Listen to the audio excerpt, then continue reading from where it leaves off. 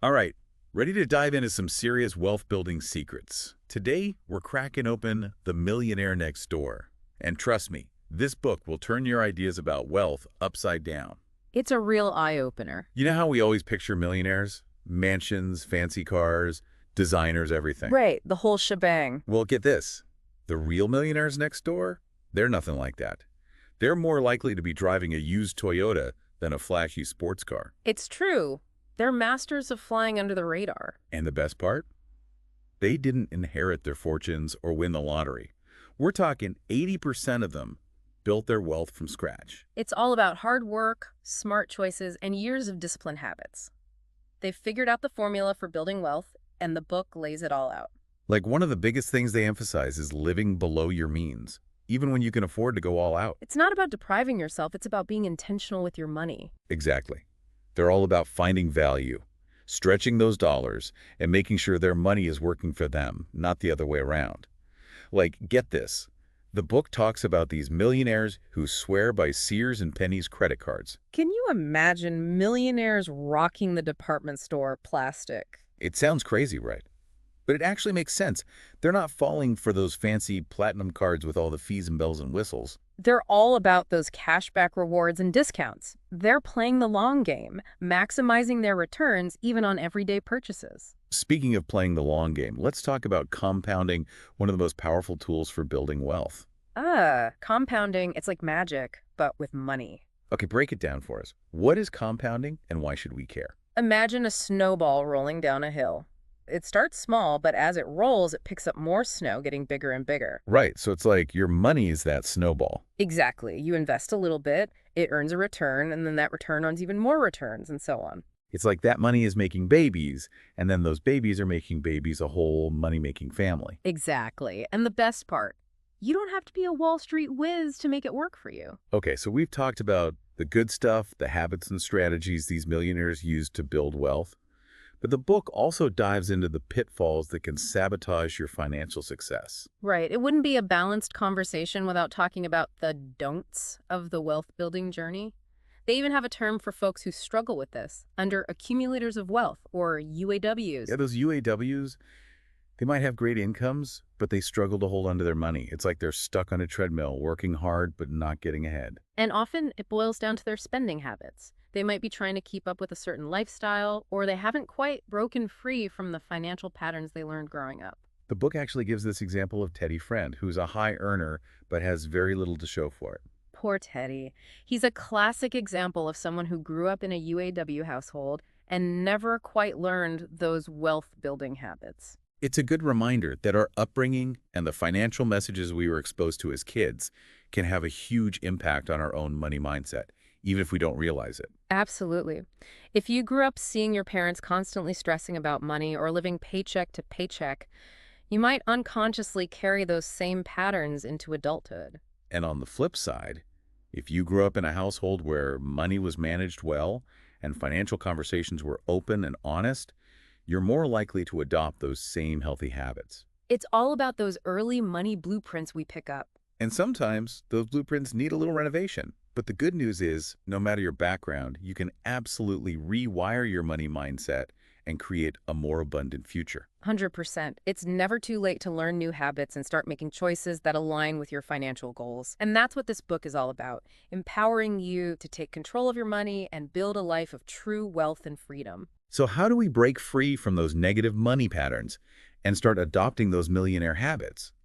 Well, one of the biggest things the book emphasizes is understanding the high cost of high status. You know, that pressure to keep up with the Joneses. Oh yeah, that keeping up with the Joneses game, it's a recipe for financial disaster. It's like you buy that big house in the fancy neighborhood, thinking it's a sign of success, but then you're constantly shelling out cash to maintain that lifestyle. You're stuck in this endless cycle of needing a bigger paycheck just to keep up with the mortgage payments, the property taxes, the landscaping. And don't forget about the new car to match the fancy address and the designer clothes to fit in with the neighbors. It's a never-ending game of trying to impress people you probably don't even like that much. It's so true. And the irony is, those millionaires in the book, they often bought those dream homes after they'd made their fortune, not as a means to an end. Exactly. They understood that true wealth isn't about keeping up appearances. It's about having the financial security and freedom to live life on your own terms. Speaking of financial freedom, the book drops a bombshell about taxes that blew my mind. You ready for this? Hit me with it. The average American household often pays a larger percentage of their net worth in income tax than millionaires do.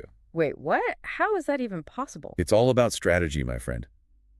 Millionaires are masters at structuring their income and assets in ways that minimize their tax burden. So it's not about dodging taxes. It's about being smart and maximizing every deduction and loophole available to them. Exactly. They're playing chess with their finances while the rest of us are stuck playing checkers. And they're winning. Big time. Mm-hmm. But it's not just about holding on to more of your money. It's also about how you use it. And one of the most fascinating concepts the book explores is economic outpatient care, or EOC for short. EOC, it sounds so clinical, right? It does. But it's actually a pretty common phenomenon, especially among affluent families. We're talking about those financial gifts from parents to their adult children. Ah, the bank of mom and dad. Exactly. And while those gifts are often well-intentioned, the book argues that they can sometimes do more harm than good. How so? Well, think about it. If you're constantly being bailed out or receiving financial assistance, it can create a sense of dependency. It's like that saying, give a man a fish and you feed him for a day. Teach a man to fish and you feed him for a lifetime. Right. The book uses this example of Henry, a teacher who's built a comfortable life through hard work and smart financial decisions, and Josh, a lawyer who constantly relies on his parents for financial support. So even though Josh might have a higher earning potential, Henry's probably in a better position for long-term financial security because he's learned to be self-sufficient and manage his money wisely. And that's the key takeaway here.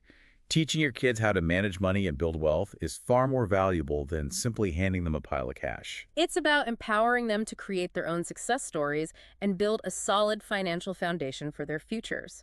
Exactly.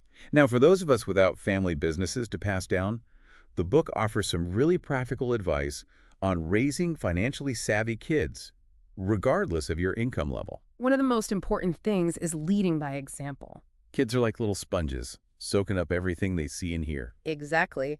If you're telling them to save their allowance while you're racking up credit card debt, your message is going to fall flat. Actions speak louder than words. Right. So it's about being mindful of our own financial habits and having those open and honest conversations with our kids about money. Absolutely. Let them see you budgeting, saving, and making informed financial decisions. Talk to them about your goals, your challenges, and even your occasional splurges. The more we normalize conversations about money, the more comfortable our kids will be managing their own finances later on. And that's what it's all about, setting them up for success. And speaking of success, The Millionaire Next Door doesn't just focus on personal finance. It also delves into those industries that cater specifically to the affluent. Oh yeah, we're talking luxury travel, private schools, high-end art, estate planning, the whole 9 yards. It's like peeking into a secret world.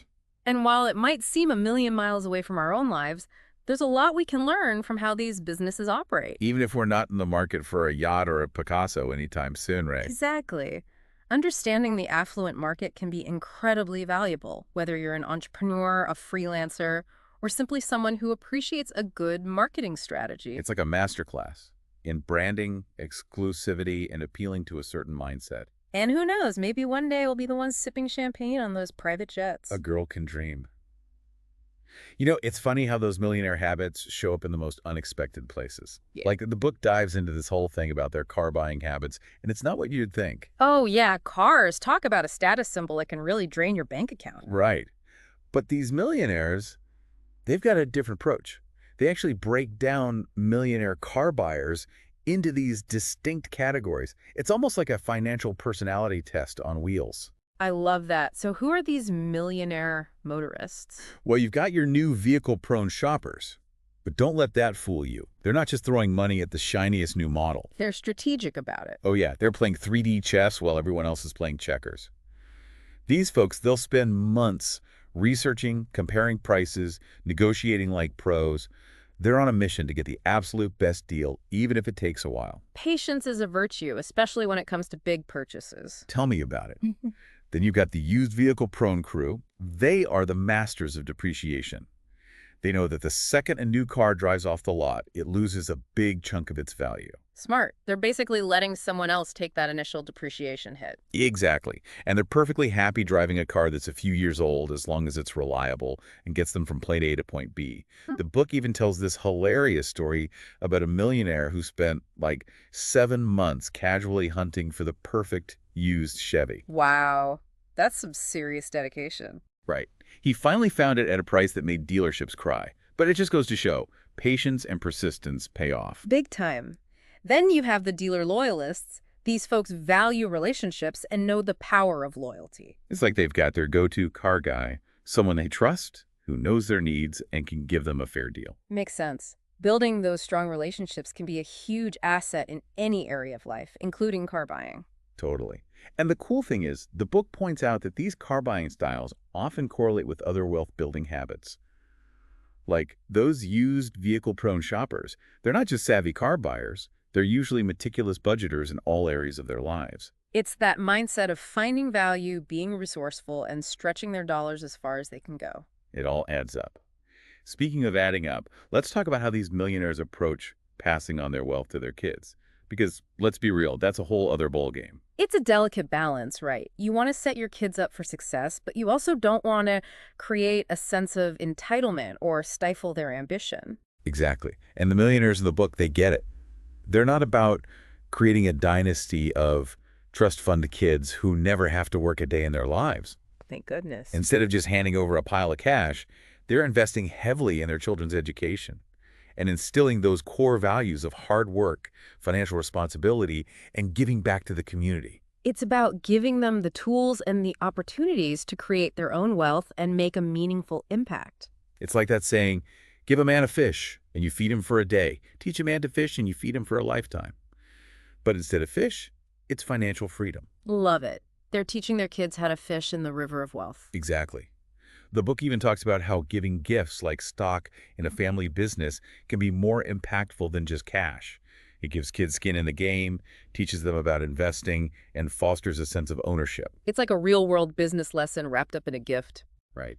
Now, for those of us who don't have family businesses to pass down, the book still offers tons of great advice on how to talk to our kids about money, no matter how much or how little we have. It's all about starting those conversations early and making money a normal part of family discussions. And the key takeaway is, lead by example. Kids are always watching and learning from our behavior, even when we don't realize it. So true. If we're constantly stressing about money or making impulsive purchases, they'll pick up on that. But if they see us budgeting, saving, and making thoughtful financial decisions, they're more likely to adopt those same habits. It's about being mindful of our own money mindset and being open to having those conversations with our kids, even when they're tough. And sometimes those conversations might even lead us to reevaluate our own financial habits. The book also talks about the importance of delaying those big inheritances until kids are older and have had a chance to establish their own careers and financial stability. It prevents them from becoming overly reliant on an inheritance and encourages them to forge their own path. Gives them a chance to make their own mark on the world, right? Now, The Millionaire Next Door isn't just a personal finance handbook. It also peeks into this whole other world of industries catering to the affluent. Oh, yeah. Those high-end businesses that most of us only dream about. But we're talking about estate planning lawyers, luxury travel agents, those folks who sell Picassos for a living. It's fascinating to get a glimpse into that world, even if we're not quite there yet ourselves. Totally. It's like a window into a different reality. And you know what? Even if we're not jet-setting to private islands or buying mansions anytime soon, there's still a lot we can learn from these businesses. Oh, absolutely. Their marketing tactics, the way they cater to their clients, it's all about understanding what truly resonates with people who have a lot of choices. It's like a crash course in branding and exclusivity. And you never know, those lessons might just come in handy someday if we're the ones launching a luxury brand or catering to a high-end clientele. You know, we've been talking a lot about the nuts and bolts of wealth building, the habits, the strategies, the industries. The whole playbook. Exactly.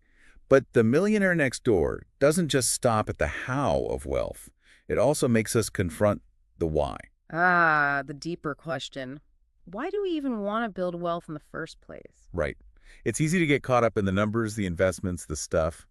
But ultimately, it's about what that wealth allows us to do, to experience, to contribute. It's about having the freedom to design a life that aligns with our values. Exactly. And sometimes that means being willing to defy expectations, to march to the beat of our own drum. Remember Mr. W and his dog? That story really stuck with me. Oh, Mr. W., the millionaire who was willing to walk away from a luxury condo because of his dog. Yep, that's the one. He was a classic paw, but he wasn't afraid to go against the grain, even if it meant bucking societal norms or walking away from a significant investment. It shows that true wealth isn't about conforming or impressing others. It's about having the freedom to live life on your own terms, furry friend by your side or not.